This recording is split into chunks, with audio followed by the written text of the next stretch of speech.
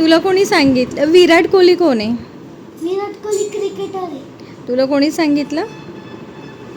माझ्या बुकमध्ये होते. कोणत्या बुकमध्ये? इंग्लिशच्या? काय होतं? तिथे लिहिलं होतं Virat Kohli is a cricketer.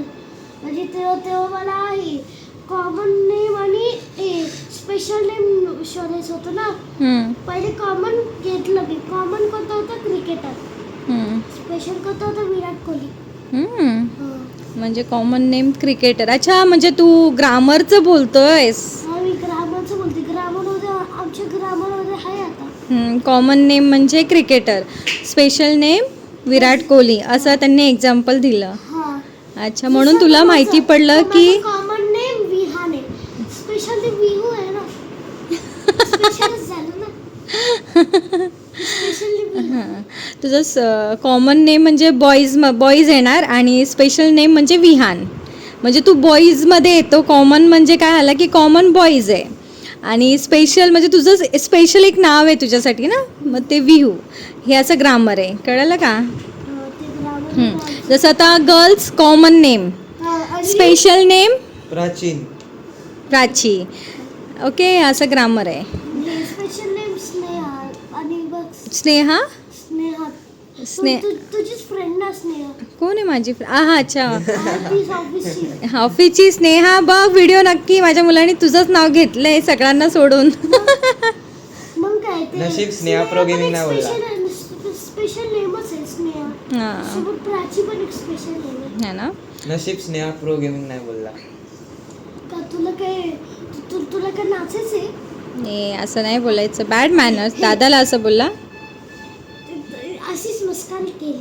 मस्करी केली तू? तो बोलला की हे ते त्या दिवशी एक सांगू का?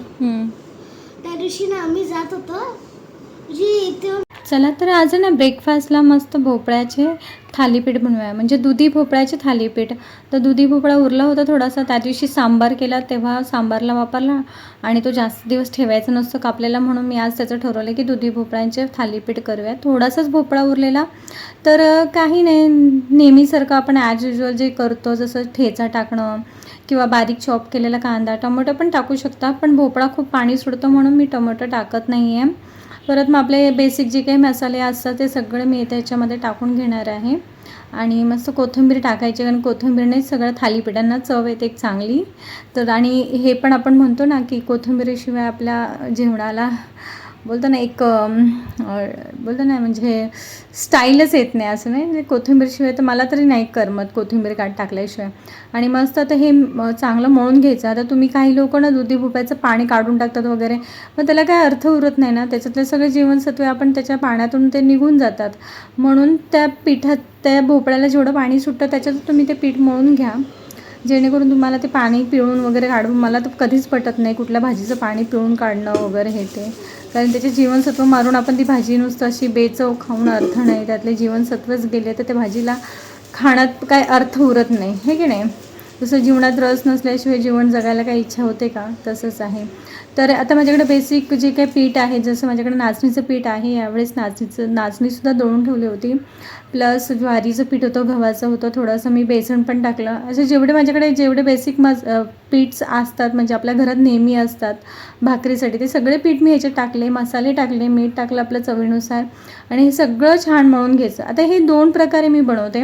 एक तर मी एकदम पातळ पीठ करून डोसासारखं टाकते आणि एक तर मग असं आपलं थालीपीठसारखं करू शकतो. दोन्ही पद्धतीने मी बनवलं आहे, पण मी शूट करताना फक्त थालीपीठच शूट केलं आणि बाकीचे जे काही मी असे डोसा टाईप काढले ना पाणी जास्त टाकून, ते शूट करायचं राहून गेलं. तर मग तुम्हाला म्हणून मी इथे सांगते.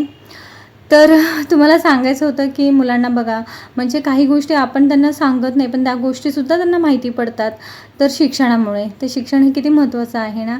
तर आता आमच्या घरामध्ये ना क्रिकेटचा कधी विषय होत नाही किंवा क्रिकेट बघत नाही कोण, कारण की आमच्या आहोंना तर क्रिकेटचं एवढं वेड नाही आहे त्यांना, मग ते क्रिकेट कधी लावलं पण नाही. मला वाटतं आमच्या एवढा वर्षामध्ये कधी मी त्यांना बघितलं नाही की ते क्रिकेट लावलं आहे, किंवा एखाद्या वेळेस त्याने लावलं असेल पण ते थोड्या वेळासाठीच किंवा अपडेट घेण्यासाठी वगैरे, पण असं कधी विषय पण नाही होत. पण मला आश्चर्य वाटलं की विहानला कसं काही क्रिकेटरचं नाव वगैरे माहिती पडलं.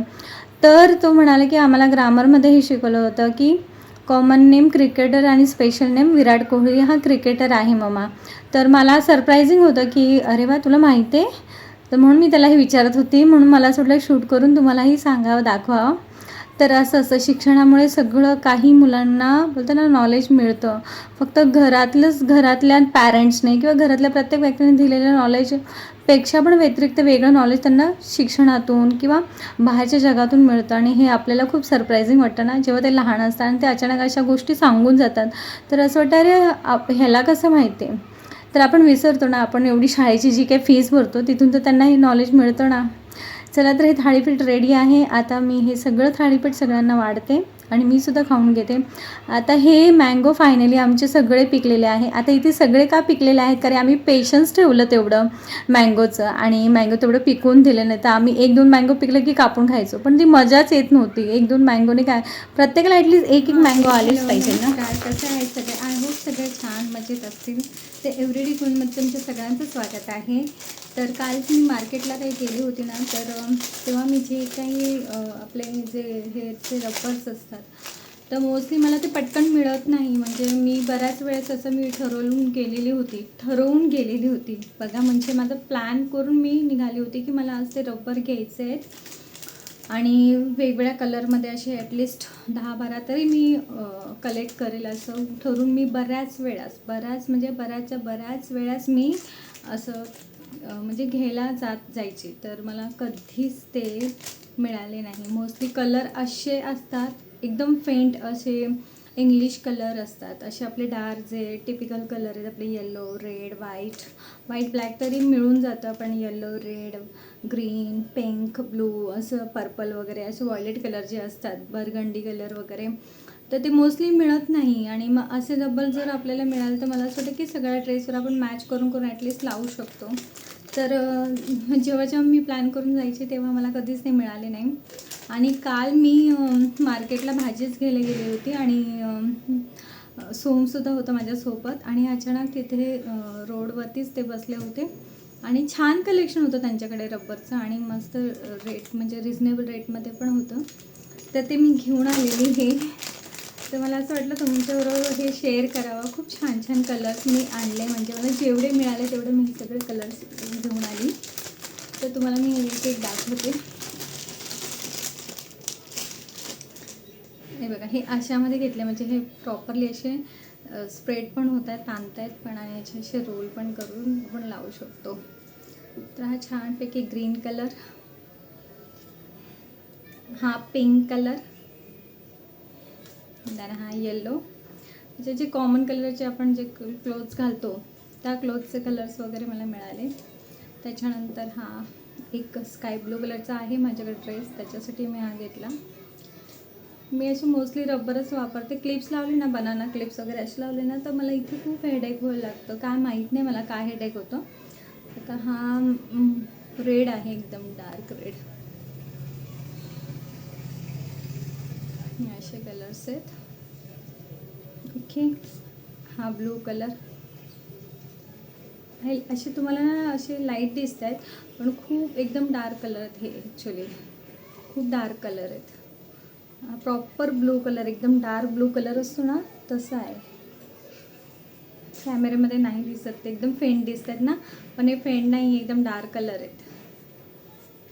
जसं हा ॲक्च्युली हा अबोली कलर आहे ना, may be orange, light orange, आणि हा मे बी डार्क ऑरेंज.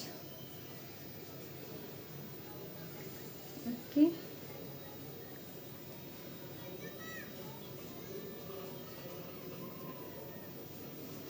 असे बरेच झालेत. आउच.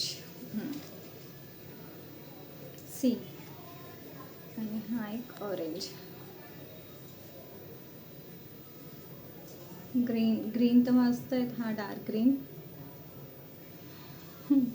हातात पण नाही बसत आहे एवढे कलर. आणि हा आपला पर्पल जांभळा कलर, सगळे डार्क कलर आहेत. हे एवढे जे फेंट दिसत आहेत ना, ते सगळे असे डार्क शेडमध्ये आहेत. परत हा एक, हा कुठला आहे, मला वाटतं व्हायलेट कलर आहे ना, बैगनी कलर बोलतो आपण, हा पण डार्क आहे. ते एवढे सगळे मी असे घेऊन आले छान, आणि खूप स्वस्त मिळाले माहिती तुम्हाला, खूप स्वस्त. मला अजून घ्यायचे होते, बट मला एवढेच कलर त्याच्यामध्ये मिळाले. जर मिळाले असते तर मी खरंच घेतले असते, कारण पटकन भेटत नव्हते मला हे असे कलर. म्हणजे मे बी मी मार्केटमध्ये जास्त फिरत नसेल किंवा मी बदलापूरमध्येच शोधती, म्हणून मला वाटतं हे एवढेच मला कोइन्सिडेंटली भेटले मला आणि मी पटकन ते घेतलं. मग मी जेव्हा प्लॅनिंग करून जाते तेव्हा कधीच मला काही भेटत नाही, हे एकदम खरं आहे.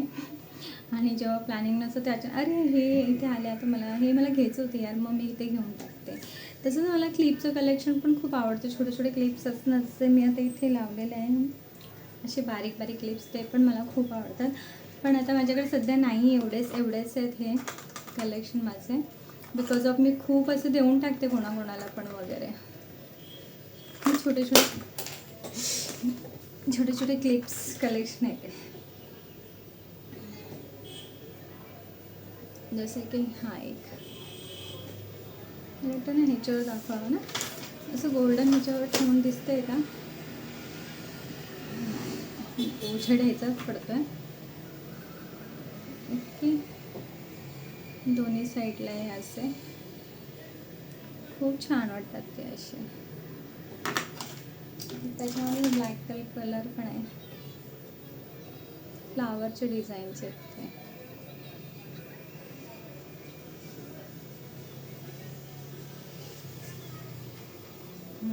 दिसले.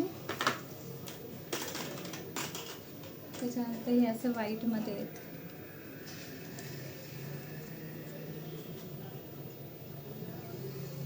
असे छोटे छोटे क्लिप्स मला खूप आवडतात. हा खूप जुना आहे, हा कॉपर गोल्डनमध्ये. हे असे दोन असे म्हणजे खूप होते माझ्याकडे, मी मध्यंतरी सगळे वाटून दिले कोणाकोणाला आले की असे सगळ्यांना देऊन टाकते. हे छोटे क्लिप्स आहेत. सी खूप छोटा आहे हा तर एकदमच, हा असा ओपन होतो. त्याच्यात हा एक तोच आहे, इयरिंग टाईप आहे ते. त्यान आफ्टर हे तर बरेच आहेत, आता इकडे तिकडे टाकून दिलेले आहेत, मॅसी झालेले आहेत, तर म्हणून मला काही दाखवता नाही आले. पण मला अचानक काही ठरवलं नव्हतं की मला असं शेअर करू वाटलं, म्हणजे चला आपले गिफ्ट्स शेअर करूया. आणि बरेच इकडे तिकडे पडलेले असतील कुठे कुठे, तर तेवढे कलेक्ट केले तर भरपूर निघतील. आणि वाटून दिलेली पण आता मला असं वाटतं की अरे आधी व्हिडिओ शूट झाला पाहिजे नव्हता आणि मग वाटलं पाहिजे नव्हतं, कोणाला तरी द्यायला पाहिजे नव्हतं. चला तर नक्की तुम्हाला आवडलं असेल तर मला नक्की कमेंट करा. आणि आज काय आमरस वगैरे बनवायचं आहे. सकाळपासून विहान माझ्या मागे लागला आहे की आमरस बनव. आमरस नाही, मँगो ज्यूस. आणि मग मँगो ज्यूस बनवायचा आहे मला. आमरस सकाळपासून 2-3 दिवस झाले आमरस लावले, मँगो ज्यूस. आणि मी अरे पेशन्स ठेवते, मँगो पिकून तर दे. आज 3-4 असे पिकले तर त्याचंच बनवते. चला तर मग तिथं आम्हाला लागते, हेच मला दाखवायचं होतं.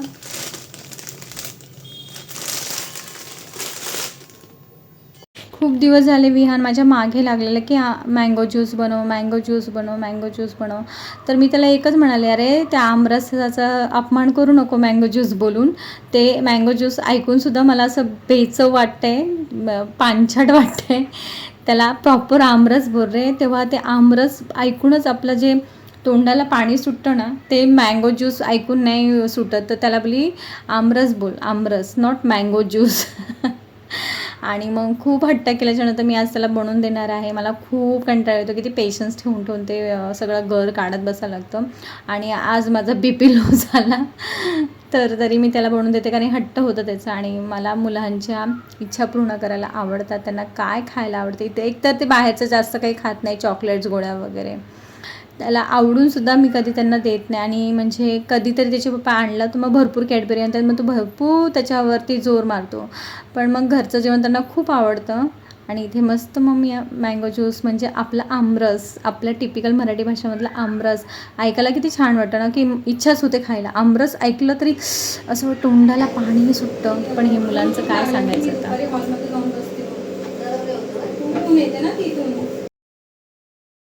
तर इथे मी मम्मीला सुद्धा बोलवलं होतं. मी मस्त बेत करते आमरस आणि भजी वगैरेचा कुरडयांचा, तर तू पण ये जेवायला. तर मग ती सुद्धा आली होती. तसंच मग स्वयंपाक करता करता तिला आपली हवेत बस आणि मस्त मग आम्ही गप्पा पण मारत होतो आणि माझा स्वयंपाक पण चालू होतो. तर असं गप्पा मारता मारता स्वयंपाक खरंच पटकन होऊन जातो आणि एकाला 2 जोडी असलं तर म्हणजे पटकन कामं होतात. तर तिलासुद्धा थोडंसं मी मदत मागितली. तर ती करते. मला आली तर जेवली तर भांडे पण घासून घेते.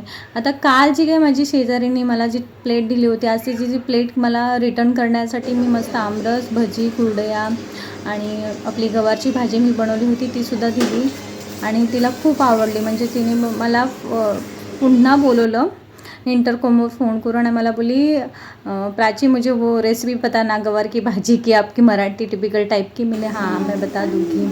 तर तोपर्यंत मी मम्मीला असं लय ओव्हर ॲक्टर आहे आमच्या घरामध्ये. माझी मम्मीच ओव्हर ॲक्टर आहे. अजून कोण आहे? मी कोणाला तरी बोलतो ओव्हर. हा सोम पण आहे का ओव्हर ॲक्टर? किचन मध्ये कुरडया तळायला लावते.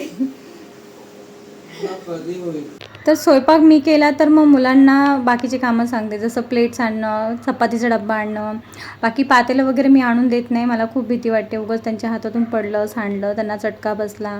तर ज्या ज्या गारगार वस्तू असतात जसं प्लेट्स, स्पून्स आणणं किंवा पाणी आणणं आणि थंड झालेल्या वस्तू जसं चपात्यांचा डब्बा, भजीचा तर मी इथे नेले. तर अशा बऱ्याच गोष्टी त्यांना मी आणून ठेवायला लावते आणि मग बाकीचे जे काही गरम पातेलं असेल ते मी स्वतः आणून ठेवते, कारण की मला रिस्क नको घ्यायला. अजून काही ते एवढे मोठे नाही, पण हलकी फुलकी कामं सांगायला काही प्रॉब्लेम नाही. मुलांना हाताशी आत्ता घेतलं तर ते उद्या आपल्याला मदत करतील. जेव्हा कधी इनकेस आपण आजारीच पडलो आहे तर ॲटलिस्ट घर तरी आवरून ठेवतील. चला स्वयंपाक नाही करता आला, पण घरात मेन कसं असतं माहिती का, स्त्रियांना ना घरात घाण बघूनच ते जास्त आजारी पडतात. जेव्हा ते असं हॉस्पिटलमधून आले असेल वगैरे, तर बघा अनुभव घ्या. तर मग असं वाटतं ॲटलिस्ट मुलं निदान घर आवरून ठेवतील. कारण मी मध्यंतरी ऑफिसला जायची तर ते भले किती पसारा केलं ना, मग माझ्या यायचा टाईम असेल ना तर ते सगळं घर आवरून ठेवायचे आणि मला असं वेलकम करायचे. वेलकम मम्मा, बघ आम्ही छान आवरले. मग ते प्रत्येक आपला पाडा सुरू करायचा की मी सोफा आवरला, मी बेड आवरला मम्मा, मी डस्टिंग केलं मम्मा, मी चेअर्स नीट ठेवले. सगळं दोघं भांडत बसायचे, नाही नाही मी हे केलं, नाही मी ते केलं. तर ही सवय अशी मी त्यांना लावली आहे. मग त्याचे पप्पा पण त्यांना सांगतात की मी मम्माला आणायला चाललं आहे तर घर आवरून ठेवा, नाही तर उगाच मम्माची चिडचिड होईल आणि ते घाण बघून मम्मा पण त्रस्त होते, ती पण ठकून येते. तर मग असं सगळे आम्ही मिळून मस्त एन्जॉय केला आणि जेवण सोबत केलं. निदान दिवसभरातून एकदा तरी फॅमिलीबरोबर एकत्र जेवणं खूप मोस्ट इम्पॉर्टंट आहे. दुपारी आमचं जेवण होत नाही एकत्र, सध्या सुट्ट्या आहे म्हणून. पण मुलं जेव्हा शाळेत जातात किंवा अहोंची मीटिंग मागे पुढे होत राहते तर कधी एकटं मला जेवावं लागतं, तर कधी आम्ही दोघं जेवतो. तर खूप असं रेअरली आम्ही दुपारी भेटतो एकत्र, पण संध्याकाळी मस्ट आम्ही इथे भेटतो की आम्ही एकत्रच जेवतो. आम्ही ठरवलेलंच आहे असं की दिवसातून एकदा तरी सोबत जेवायचं वगैरे. आणि कधी असं स्पेशल काय बनवलं ना की मी मम्मीला बोलवते की ये बाबा जेवायला, कारण तीसुद्धा आम्हाला बोलवते. कारण की असं मला जायला भेटत नाही खूप. मी बोलतो ना जबरदस्ती वेळ काढून जाते. आता एवढं जवळ राहूनसुद्धा जर मी गेली नाही तर बरं वाटत नाही, कारण की आई एकटी असते. थोडं आपण लक्ष घातलं तर काही प्रॉब्लेम नसतं. काही कमेंट्स मी असे बरेच व्हिडिओज बघितले की हां आईच्या घरी पडलेले असते असं, तसं नसतं हो. जसं माहेर इम्पॉर्टंट आहे ना तसं आपलं सासरसुद्धा इम्पॉर्टंट आहे. दोन्ही बॅलन्स केलं पाहिजे, बरोबर की नाही?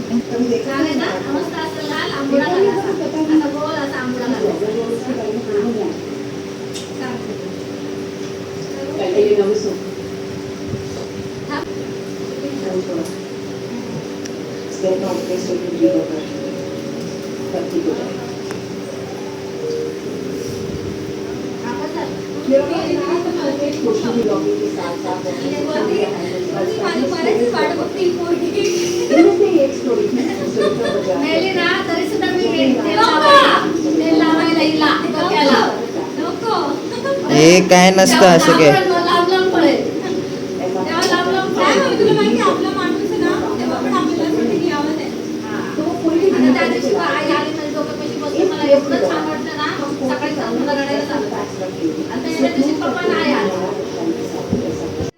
बघा हे असतं आईचं प्रेम. ते हे आईचं प्रेम आपण गमवू नये, बस एवढंच मला म्हणायचं असेल. तर व्हिडिओ आवडला असेल तर नक्की लाईक करा.